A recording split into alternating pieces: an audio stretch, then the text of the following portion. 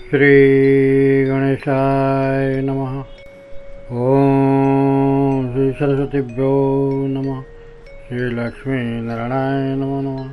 श्री हनुमते नमो नमः। रामचंद्राय नमो नमः। ओम नमः पार्वती पते हर हर महादेव हर।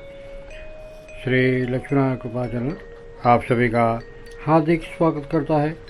लक्ष्मीनारायण कृपा चैनल आध्यात्मिक एवं दिव्य वीडियो के लिए प्रसारित है, तो आप सब परिवार देख सकते हैं। प्रस्तुत है। आज हम बात करेंगे पुराण के बारे में। मित्रों, जानते होंगे कि कितने पुराण हैं जो हमें पता नहीं है, उसके बारे में भी आज बताऊंगा। सबसे पहले तो 18 पुराण जो बहुत ही फेमस है और हमारे हर एक पौराणिक शास्त्रों में उसका विधान दिया हुआ है। तो 18 पुराण कौन से हैं? पहला है ब्रह्म पुराण, दूसरा है पद्म पुराण, तीसरा है विष्णु पुराण, चौथा है शिव पुराण, पांचवा है भागवत पुराण, 6 भविष्य पुराण, 7 नारदेय पुराण, 8 मार्कंडेय पुराण, 9 अग्नि पुराण, 10 ब्रह्मवैवर्त पुराण, 11 लिंग पुराण, 12 भगवान वराह पुराण, 13 स्कंद पुराण, 14 वामन पुराण, 15 कुर्म पुराण, 16 मत्स्य पुराण, 17 गरुड़ पुराण, 18 वायु पुराण। इस प्रकार ये अष्टादश पुराण ब्रह्मांड संज्ञक कहे गए हैं। हे द्विजगण, इन 18 पुराणों को संक्षेप के सुनकर मुनियों ने उप पुराण भी कहे हैं। अभी आपको उप पुराण के बारे में बता रहा हूँ। उप पुराण कौन से? आद्यम शरद कुमार उत्तम दर्श्यम मतः परमा तृतीय स्कंद पुष्टम मरणम रूपाश्रितः। प्रथम उपपुराण सनत कुमार के द्वारा कहा गया है। अनंतर नरसिंह पुराण पुराण है और तीसरा स्कंद पुराण कुमार कार्तिक के द्वारा कथित है। चतुर्थम शिव परमाक्षम साक्षान्दे सभासुरम दुर्वासोक्तिकमाश्वरम नारदीय मत परम। चतुर्थ शिव धर्मम नामक पुराण उपपुराण है जो साक्षात नंदीश्वर द्वारा कहा गया है। इसके बाद दुर्वासा मुनि द्वारा दुर्वासा ऋषि द्वारा कथित आश्चर्यमद नारदी पुराण है।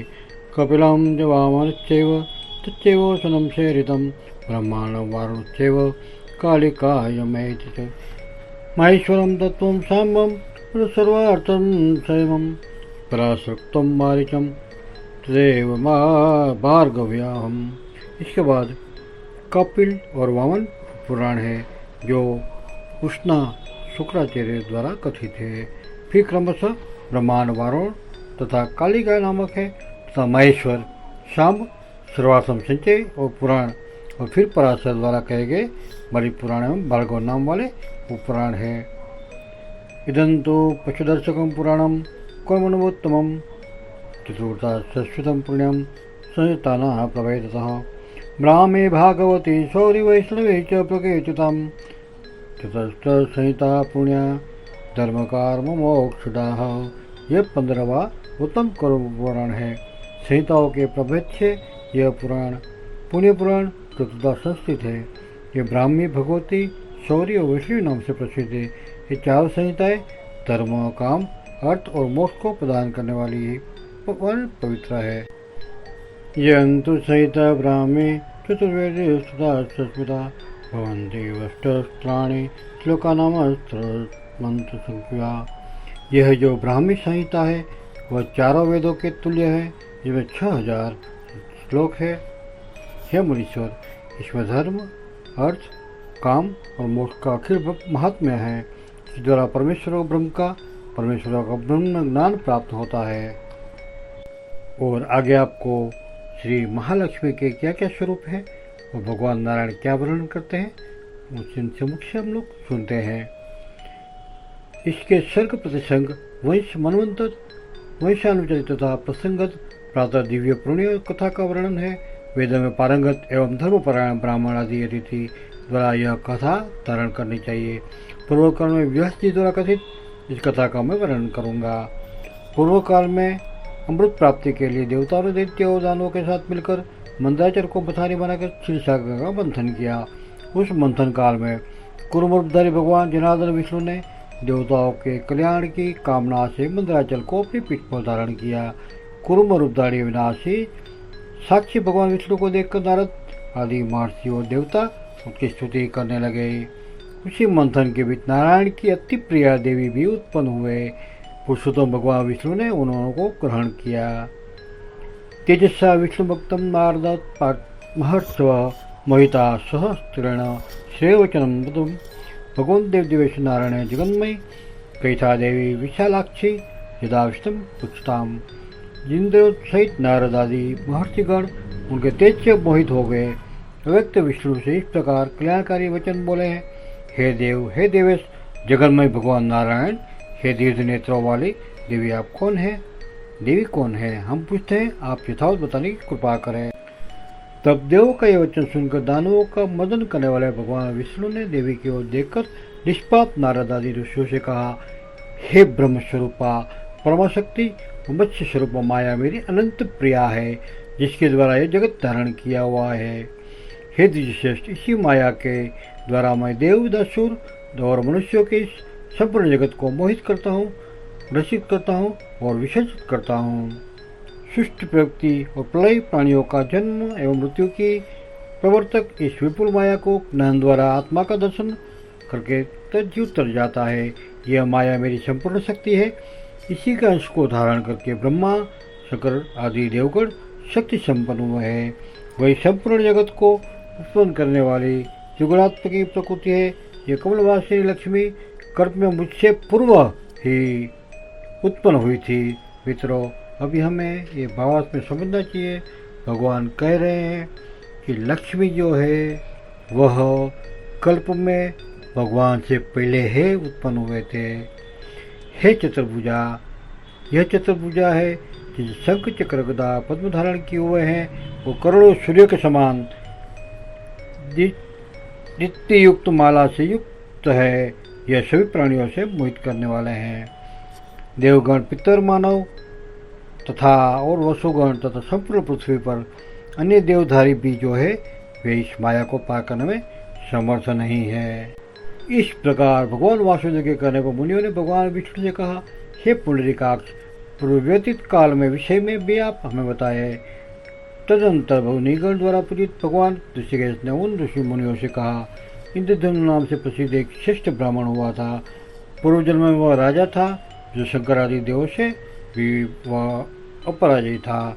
मुझ कुरुमधारी को देखकर स्वयं मेरे मुख से उसने इस पुराण कथा को सुनना था।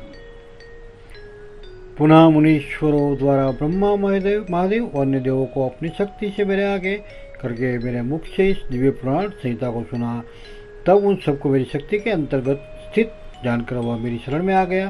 अनंतर मैंने उससे कहा, तुम ब्राह्मण योनि को प्राप्त करोगे, तुम्हारा नाम इंद्रदुम्न होगा और तुम अपने पुरुषाज्ञात जाति का भी ज्ञान प्राप्त करोगे। ये निष्पाप जो सभी प्राणी तथा देवताओं के लिए भी दुर्लभ एवं अत्यंत गुह्यतम है, ऐसा ज्ञान मैं तुम्हें दूंगा। इसे मेरे ज्ञान को प्राप्त करके अंत में तुम मुझ में प्रवेश हो जाओगे। तुम अपने दूसरे अंश से पृथ्वी पर सुनिश्चित होकर निश्चित रहो। अनंत वैश्वस्मंत्र विज्ञान पर तुम पुनः मुझ में प्रवेश कर जाओगे। तब वो मुझे प्रणाम करके अपनी नगरी में जाकर पृथ्वी को अच्छी प्रकार पालन करने लगा। समय आने पर वह द्वेषित मेरे साथ ही काल धर्म को प्राप्त हो गया। यह मनुष्यष्टो, उसने वहाँ योगियों के लिए व्यागोचर विष्णु लोक के भोगों को भोगा और पुनः मेरी आज्ञा से ब्राह्मण कुल में उत्पन्न हुआ। सुने आगे लक्ष्मी जी का जो वर्णन आ रहा है वो भी आपको बता रहा हूँ। विद्या और अविद्या दोनों में निहित वासुदेव नामक गुण रूप जिसे लोग परम ब्रह्म जानते हैं। इसे मुझको जानकर इंद्रदुम्न ने व्रत, उपवास, होम तथा ब्राह्मणों के तर्पण आदि नियमों के द्वारा समस्त प्राणियों के आश्रित परमेश्वर की पूजा की। उनके आशीर्वाद, उन्हीं के नमस्कार, उन्हीं के प्रति निष्ठा एवं ध्यान परायण होकर योगी के हृदय में स्थित महादेव की उसने आराधना की थी। उस राजा के द्वारा इस प्रकार वर्तमान होने पर कभी परमाकला ने विष्णु से उत्पन्न अपने दिव्य स्वरूप का दर्शन कराया। भगवान विष्णु की प्रिया को देखकर सिर झुकाकर प्रणाम करके उसने इस प्रकार स्तुति करके हाथ जोड़कर बोला, क्वा तम देवी विशालाक्षी विष्णु चुनायते शुभे यात शिवे भावम देवी देवी देवी तिमे। इंद्रदेव ने बोला, हे देवी, विचारा कि विष्णु के चिन्ह में के अंकित शुभ लक्षण है। आप कौन है? आपने इस भाव को इस समय यथावत मुझसे कहे। उसके यह वाक्य सुनकर सुपुत्र मंगलमयी सुप्रसन्ना मंगलमयी देवी हंसते हुए प्रीतम विष्णु का स्मरण करके ब्राह्मण से बोली। लक्ष्मी बोली, मुझे मुनि तथा इंद्राणी देवगण नहीं देव पाते हैं। ये नारायण रूपा अकेली विष्णुमयी परम माया हूँ। विचारपूर्वक देखो तो मेरा नारायण से कोई भेद नहीं है। मुझ में ही नारायण विद्यमान है और मैं ही वही परब्रह्म परमेश्वर विष्णु हूँ। जो लोग इस संसार में प्राणी के आश्रित पुरुषोत्तम की आलोचना ज्ञानयोग कर्मयोग के द्वारा करते उन पर भी कोई प्रभाव नहीं डालती। इसलिए कर्मयोग के आश्रित होकर ज्ञान के द्वारा आदि अंत के रहित अनंत विष्णु की आराधना करो, उससे तुम मोक्ष प्राप्त करोगे। हे मुनिश्रेष्ठ, ऐसा करने को परम बुद्धिमान इंद्रद्युम्न देवी को सिर झुकाकर प्रणाम करके पुनः हाथ जोड़कर कहा, हे देवी, परमेश्वर शाश्वत विशुद्ध अच्युत भगवान विष्णु को कैसे जाना जा सकता है वह बताए। ब्राह्मण के द्वारा ऐसा पूछे जाने पर कमलवासिनी देवी ने उस मुनि से कहा, साक्षात नारायण तुम्हें यह ज्ञान ही देंगे। अनंत प्रणाम करते हुए मुनि को दोनों हाथों से स्पर्श करके यह देवी प्रातः विष्णु का स्मरण करके वही अंदर ध्यान हो गई। और वह ब्राह्मण भी नारायण भगवान का दर्शन करने के लिए उसको समाधि लगाकर भक्तों को दुख दूर करने वाले ऋषिकेश भगवान की आराधना करने लगे। इस तरह से हमें भगवान की आराधना करनी चाहिए और जो हमें भगवान विष्णु समस्त ब्रह्मांड के नायक है, सुबह में दोपहर में शाम में विष्णु भगवान का स्मरण करना चाहिए। इस तरह से हमारे दिन सुख में होते हैं और जिंदगी सुख में प्रसार होती है। मंत्र से साथ ही हम भगवान का नाम स्मरण करके ओम नमो श्री नारायण विद्महे वासुदेवाय धीमहि तन्नो श्री विष्णु प्रचोदयात्, महादेव्यै विद्महे विष्णुपति धीमहि तन्नो महालक्ष्मी प्रचोदयात्। ओम श्री लक्ष्मीनारायण कृपाचल आप सभी का आभार प्रकट करता है। आपका दिन शुभ एवं मंगलमय हो, इसी प्रार्थना के साथ हरि ओम नमो भगवते वासुदेवाय।